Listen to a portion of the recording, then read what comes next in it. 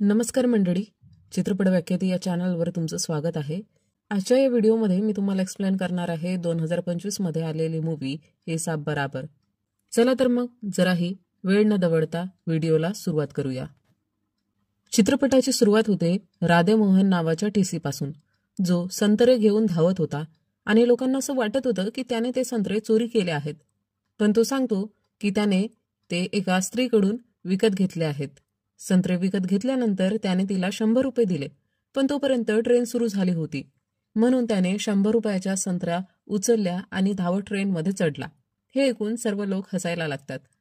इथे आपल्याला दाखवलं जातं की त्या ट्रेनमध्ये पूनम नावाची एक प्रवासी होती, जी राधेमोहनला खूप गंभीरपणे बघत होती. आपल्याला पुढं कळतं की 15 वर्षापूर्वी राधेमोहनचा पूनमसाठी रिश्ता आला होता. पूनमला तो आवडला होता, पण नंतर तिला कळलं की राधेमोहनने तिला रिजेक्ट केला आहे. तो म्हणाला होता की मुलीचं गणित खूप कमजोर आहे आणि या रिझनमुळे राधेमोहनने पूनमला रिजेक्ट केलं होतं. आणि आता म्हणूनच पूनम राधेमोहनला एकटक बघत होती. त्यानंतर राधे स्टेशनवर उतरतो आणि आपला हिसाब देण्यास सुरुवात करतो. इथे आपल्याला कळतं की राधेमोहनच्या वडिलांच्या मृत्यूनंतर त्याला ही नोकरी मिळाली होती.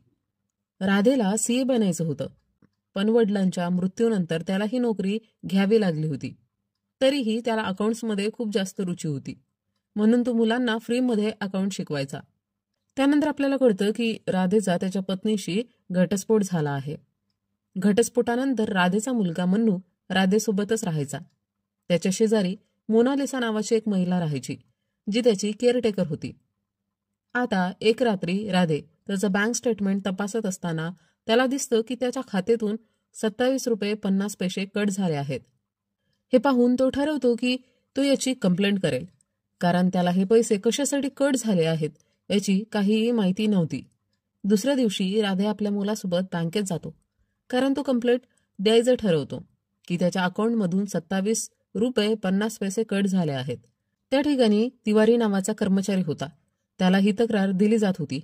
तिवारीचं म्हणणं होतं की 27 रुपये 50 पैशांसाठी तक्रार करण्याची काही गरज नाही, सगळ्यांचा वेळ वाया जाईल.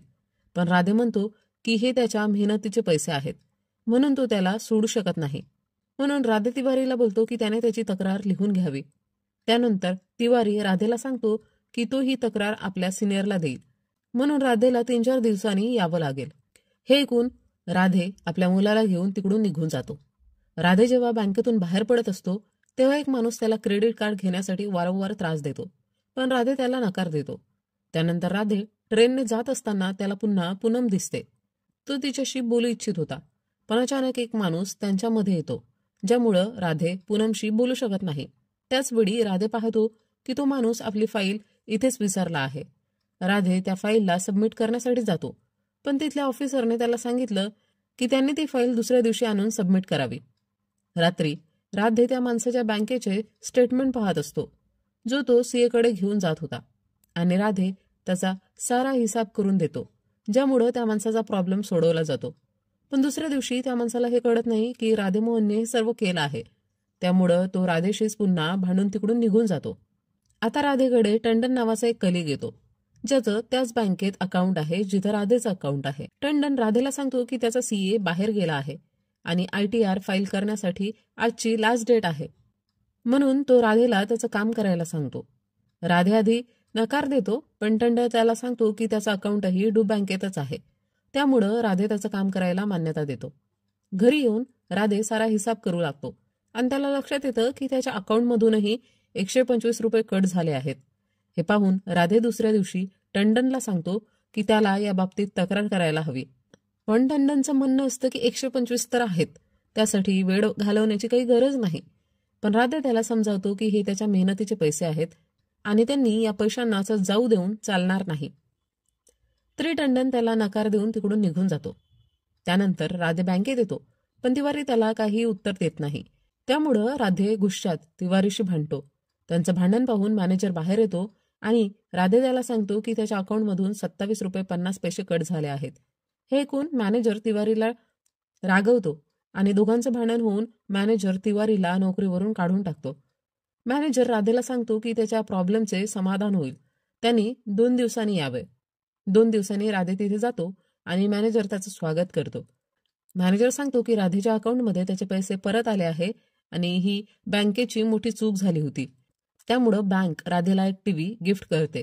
हे पाहून राधे खूप आश्चर्यचकित होतो. त्याचवेळी राधे पाहतो की टंडनला देखील टीव्ही मिळाला आहे. कारण टंडनच्या अकाउंटमधूनही 125 रुपये कट झाले होते आणि राधेच्या सांगण्यावरून त्याने तक्रार फाईल केली होती, म्हणून त्यालाही एक टीव्ही गिफ्ट मिळाला होता. टंडन खूप खुश असतो. नंतर सर्वजण पार्टीसाठी एका मॉलमध्ये येतात. तिथे टंडन सांगतो की राधेमुळे त्याला टीव्ही मिळाला आहे. त्यावर राधेचं म्हणणं असतं की हे काही फार मोठा स्कॅम आहे, म्हणूनच त्याला इतक्या छोट्या रकमेसाठी इतका मोठा टीव्ही मिळाला आहे. त्यानंतर राधे सगळ्यांना समजावतो की डू बँकेचे 40,000 कस्टमर्स आहेत आणि जर त्यातले 20,000 कस्टमरच्या अकाउंटमधून 50 किंवा 100 रुपये कापले तर बँकेला किती पैसे मिळतील. आपल्याला वाटतं की ही खूप छोटी रक्कम आहे, पण सगळ्यांची रक्कम मिळवली तर ती एक मोठी रक्कम बनते आणि कदाचित या बँकमध्ये इतका मोठा स्कॅम चाललेला आहे. तेव्हा आपण एक माणूस पाहतो जो राधेचा तो व्हिडिओ रेकॉर्ड करत असतो. राधेचा कलिग्स म्हणतात की त्यांच्या अकाउंटमधून 50 किंवा 100 रुपये कापले तरी त्यात मोठा मुद्दा काय आहे आणि त्यासाठी त्यांना वेळ वाया घालवण्याची गरज नाही. राधे त्यांना समजावतो की जे पैसे कापले जातात त्यावर कोणताही टॅक्स नाही. ते सगळे पैसे त्या माणसाकडे जातात आणि ते सगळे ब्लॅक मनी असतं. हे पैसे देशाबाहेर जातात, ज्यामुळं आपली करन्सी कमजोर होऊन पेट्रोल, डिझेल आणि इतर वस्तूंच्या किमती वाढतात. त्यावर टंडन म्हणतो की त्याच्यापाशी ना कार आहे ना बाईक, तो मेट्रोने जातो, त्यामुळं त्याला पेट्रोल आणि डिझेलच्या किमतीची काय काळजी. हे ऐकून राधे समजतो की हे लोक त्याचं बोलणं कधीच समजू शकणार नाहीत. त्यानंतर आपण डू बँकेच्या मालक मेहता यांना बघतो, जो खूप आनंदी असतो कारण इतक्या मोठ्या स्कॅममुळे त्याच्याकडे 2,000 कोटी रुपये आले होते आणि तो त्यामधून ऐश करत होता. एका पॉलिटिशियनच्या मदतीने हे सर्व चाललं होतं, ज्यामुळं तो इतका मोठा स्कॅम करायला सक्षम होत होता. त्यानंतर राधे पाहतो की पूनम ट्रेनमधून उतरते आणि तो देखील तिच्या मागे उतरतो, पण त्याचा वॉलेट ट्रेनमध्येच राहून जातो. आता तो पूनमकडून 100 रुपये घेतो कारण त्याच्याकडे घरी जाण्यासाठी पैसे नव्हते. त्यानंतर राधे पूनमला तिचा नंबर मागतो, जेणेकरून तो तिला फोन करू शकेल. पूनम त्याला आपला नंबर देते आणि त्यानंतर ते दोघं एकमेकांना भेटू लागतात. पण राधे बँकेच्या स्कॅमला विसरू शकत नाही, म्हणून तो पुन्हा डू बँकेत जातो, जिथे त्याला क्रेडिट कार्डवाला भेटतो. राधे त्याला सांगतो की तो नक्कीच क्रेडिट कार्ड घेईल, पण त्याच्या बदल्यात त्याला कस्टमरच्या अकाउंट स्टेटमेंटची आवश्यकता आहे. हे ऐकून क्रेडिट कार्डवाला सहमती देतो आणि राधेला स्टेटमेंट देतो. त्यानंतर राधे सर्व स्टेटमेंट तपासतो आणि त्याला कळतं की जवळपास सर्व कस्टमरच्या अकाउंट्समधून स्कॅम केला गेला आहे. यानंतर राधे पोलिसांमध्ये तक्रार करायला लागतो, पण पोलीस अधिकारी मेहतासोबत जोडलेला असतो, त्यामुळे तो राधेची तक्रार घेत नाही. त्यानंतर राधे कोर्ट केस दाखल करतो. मेहताला जेव्हा या बाबतीत कळतं तेव्हा तो खूप गुस्स्यात येतो.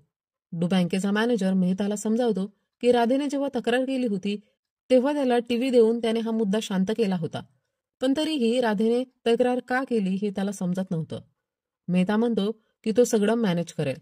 त्यानंतर मेहता पॉलिटिशियन दयालला कॉल करतो आणि त्याला सांगतो की हे सगळं मॅनेज कर. मेहता एक पोलीस अधिकाऱ्याला पैसे देतो आणि सांगतो की राधेला त्रास दे. त्यावर पोलीस अधिकारी राधेला पोलीस स्टेशन बोलवतो आणि त्याच्याकडून त्या स्टेटमेंटची माहिती विचारतो, पण राधे क्रेडिट कार्डवाल्याबद्दल काहीच सांगत नाही. यानंतर पोलीस तपास करायला लागतात, जणू राधेने काही स्कॅम केला आहे. तेव्हाच पूनम येते आणि राधे हे पाहून खूप आश्चर्यचकित होतो, कारण राधेला अजूनही माहिती नव्हतं की पूनम एक पोलीस अधिकारी आहे. पूनम राधेला सांगते की जरी ते दोघं एकमेकांना आधीपासून ओळखत असले तरी या केसचा चार्ज तिच्याकडे आहे, म्हणून राधेला प्रोफेशनल राहणं आवश्यक आहे. राधे तिची समजूत काढतो आणि सांगतो की त्याने इतका मोठा स्कॅम शोधून काढला आहे, पण पूनम त्याला विचारते की त्याच्याकडे हे सर्व स्टेटमेंट कुठून आले, ज्याचं उत्तर देण्यासाठी राधे तयार नव्हता. पूनम म्हणते राधे जर हे सांगणार नाही तर ते पुढील तपास करू शकणार नाहीत. राधे सांगतो की त्यांना या अकाउंटची तपासणी करायला पाहिजे, त्यामुळं त्यांना सर्व प्रॉब्लेम समजून येईल. त्यानंतर मेहताला कळतं की क्रेडिट कार्डवाल्याने सगळं स्टेटमेंट चोरून राधेला दिलं होतं. त्यामुळं मेहता आपल्या लोकांना सांगतो की क्रेडिट कार्डवाल्याची चांगलीच पिटाई करा. ते त्याला मारण्याचा विचार करत होते, पण दयाल येऊन त्याला थांबवतो आणि सांगतो की जर त्याने असं काही केलं तर हे सर्व काही न्यूजमध्ये येईल आणि त्यांना मोठ्या समस्येला समोर जावं लागेल. त्यानंतर मेहता क्रेडिट कार्डवाल्याला सोडून देतो. दयाल मेहताला सांगतो की राधेची चिंता करू नको, ते लोक त्याला असा धडा शिकवतील की राधे स्वतःच मागे हटेल. त्यानंतर राधे आपल्या मुलासोबत फिरायला जातो आणि तिथे त्याला क्रेडिट कार्डवाला भेटतो. तो राधेला बोलतो की त्याने स्वतःचा जीव आणि स्वतःच्या मुलाचा जीव वाचून इकडून निघून जावं. हे ऐकून राधे समजून जातो की त्याचा जीव धोक्यात आहे. डू बँकेचा मॅनेजर त्याच्या बँक स्टेटमेंटमध्ये काही फसवणूक करून पोलिसांना देतो, ज्यामुळे पोलिसांना असं वाटतं की राधेच फसवणूक करणार आहे. पूनम राधेला सांगते की मॅनेजरने जे स्टेटमेंट दिले होते त्यानुसार त्यांच्या अकाउंटमधून काही पैसे कापले गेलेले नाहीत. हे ऐकून राधे समजतो की त्यांनी स्टेटमेंटमध्येही काही स्कॅम केला आहे. राधे म्हणतो की त्याच्याकडे ग्राहकांची लिस्ट आहे ज्यांचे स्टेटमेंट त्यांना दिले होते, तेव्हा ते ग्राहकांशी संपर्क साधून त्यांचे अधिकृत स्टेटमेंट घेऊ शकतात. त्यामुळे त्यांना समजेल की बँकेने स्टेटमेंटमध्येही स्कॅम केलेला आहे. पूनम नंतर तसंच करते आणि लोक त्यांच्या स्टेटमेंटसह तिच्याकडे येतात. तरीही पूनम राधेच्या स्टेटमेंटला फेक म्हणते, ज्यामुळं राधे खूप रागवतो आणि पूनमला सांगतो की ती गणितामध्ये खूप कमजोर आहे. हे ऐकून पूनम खूप नाराज होते आणि राधेला बोलते की 15 वर्षापूर्वी देखील त्याने असंच सांगून तिला रिजेक्ट केलं होतं. हे ऐकून राधेला लक्षात येतं की 15 वर्षापूर्वी त्याने पूनमला रिजेक्ट केलं होतं आणि राधेला वाटतं की पूनम कदाचित या गोष्टीचा बदला घेण्यासाठी त्याच्यासोबत हे सगळं करत आहे. त्याच वेळी राधेची केस जेव्हा कोर्टात जाते तेव्हा कोर्टातही ती केस डिसमिस होते, कारण न्यायाधीश म्हणतो की राधे फक्त बँकेला त्रास देत आहे आणि याच कारणामुळे राधेला 1 दिवसाची जेल देखील होऊन जाते. तेव्हा तिथे मेहता त्याला भेटायला येतो आणि राधेला सांगतो की त्याने या प्रकरणात अडकू नये. तो म्हणतो की तो लोकांच्या अकाउंटमधून 50-100 रुपये काढतो आणि त्यामुळे त्यांना काही फरक पडत नाही. जर त्यांच्याजवळ 50-100 रुपये असते तरी त्याचा काय उपयोग होणार होता. म्हणून त्याने या लोकांची काळजी घेणं थांबवून आपल्या कामात लक्ष ठेवावं. तो बोलतो की जेव्हा राधे उद्या जेलमधून बाहेर येईल तेव्हा तो त्याला आणखी एक मोठा टीव्ही गिफ्ट देईल. यानंतर आपण पूनमला पाहतो, जी राधेच्या बाबतीत खूप दुःखी असते. इथे आपल्याला कळतं की पूनमने जेव्हा स्टेटमेंट तपासली होती तेव्हा तिला कळालं होतं की राधे खरा बोलत आहे.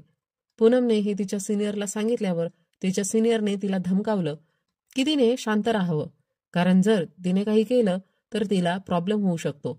त्यामुळं पूनम राधेचा साथ देऊ शकली नव्हती आणि याच कारणामुळे ती खूप गिल्टी फील करत होती. पूनमच्या सासऱ्यांनी तिला सांगितलं होतं की राधेला कॉल करावं. त्यानंतर पूनम राधेला कॉल करते, पण राधे कॉल रिसीव्ह करत नाही. इथे आपल्याला कळतं की पूनमच्या पतीची काही वर्षापूर्वीच डेथ झाली होती आणि पूनम तिच्या फादर इन लॉची खूप काळजी घेत होती. यानंतर आपल्याला राधे दिसतो, जो हे सर्व स्टेटमेंट आरबीआयला पाठवून देतो. जेव्हा आरबीआयकडून मेहताला कॉल येतो तेव्हा मेहता खूप रागात येतो आणि तो ठरवतो की राधेला सबक शिकवूनच राहील. त्यानंतर दयाल येतो आणि मेहताला शांत करतो आणि सांगतो की तो राधेला त्याच्या पद्धतीने हँडल करेल. त्यानंतर राधेच्या घरी म्युनिसिपल कॉर्पोरेशनचे लोक येतात आणि त्याचं घर तोडायला लागतात. राधेला हे पाहून मोठा धक्का बसतो आणि त्याला कळतं की त्याला अगदी कालच नोटीस देण्यात आली होती की त्याचं घर अवैध आहे. मात्र त्या नोटीसवर 2 महिन्याआधीची तारीख होती, पण त्याला तो नोटीस कालच मिळाला होता.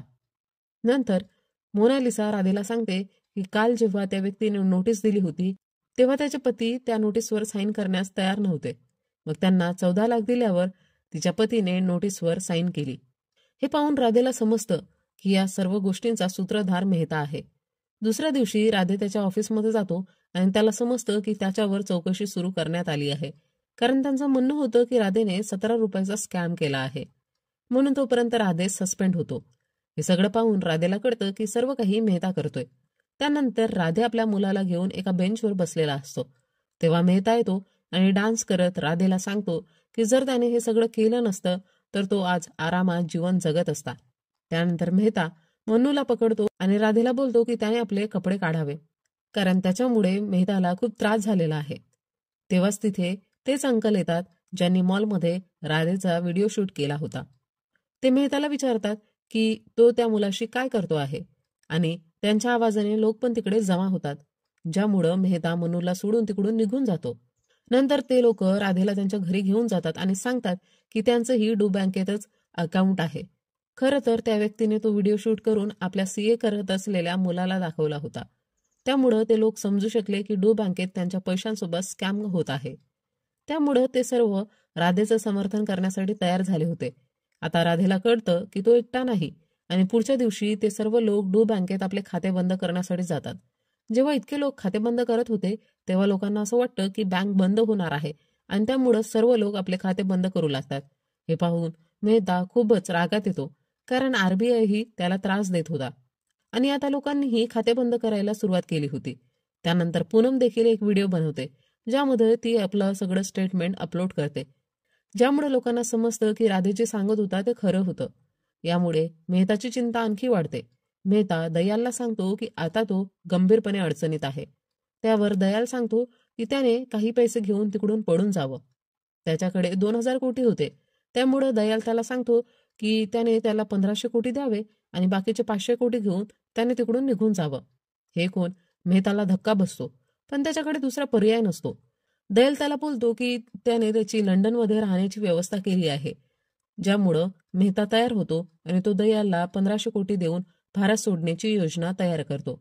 दुसऱ्या बाजूने राधे आपल्या सर्व चौकशीतील रिपोर्ट सबमिट करतो आणि त्याने 17 रुपयांचा स्कॅम केला नाही हे क्लिअर होतं. राधे आपल्या सिनियरला सांगतो की 17च्या स्कॅमचा मुद्दा उचलण्यात आला होता, कारण मोठा स्कॅम लपवला जात होता. त्यानंतर मेहता सामान पॅक करत असतो आणि विमानाने लंडन जाण्याची तयारी करत असतो. विमानात बसताना विमान कर्मचारी येऊन सांगतात की त्याच्या सामानात काहीतरी गडबड आहे.